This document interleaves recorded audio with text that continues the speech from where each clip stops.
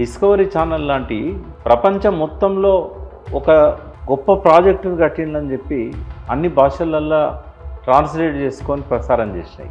మన CWC central water commission అసలు engineering marvel అని చెప్పారు. రోడ్స్ అండ్ బిల్డింగ్ మంత్రి కొంతకాలం పాటు గడ్కరీ ఇరిగేషన్ మినిస్టర్ ఉన్నాడు. ఆయన వచ్చి కాళేశ్వరం మహా అద్భుతం అని చెప్పాడు.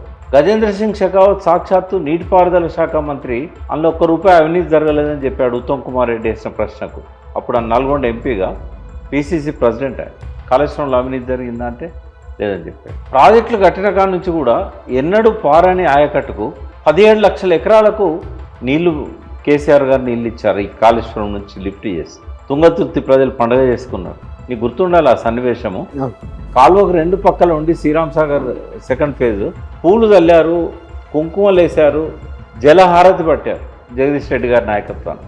ఇంత అద్భుతమైన ప్రాజెక్టును దాన్ని కేసీఆర్ మీద కోపంతో, కేసీఆర్కు పేరు వచ్చింది చూసి ఓర్వలేక జలసీతోని ఒక ముఖ్యమంత్రి ఒక ప్రధానమంత్రి ఇద్దరు కలిసి కుట్ర చేయడం అనేది చాలా దారుణం. కానీ అధికారం కాపాడుకోవడానికి పక్క రాష్ట్ర ముఖ్యమంత్రి చేతిలో మోడీ కీలుబొమ్మ అయిపోయాడు. నిన్న ఘోష్ రిపోర్ట్ చూసినాక ఇక్కడ పరిపాలిస్తున్నది పరోక్షంగా చంద్రబాబు నాయుడు అనే నిర్ధారణకు 1000% వచ్చిన నేను. 99 కాదు, 999% కూడా కాదు. తీవ్రమైన ఆరోపణ మీరు పెట్టండి, తమ్మునేలు పెట్టండి. ఇక్కడ పరిపాలిస్తున్నది చంద్రబాబు నాయుడు. రెండవది, తెలంగాణ అస్తిత్వం అనేది మరొక్కసారి ప్రమాదంలో పడ్డది.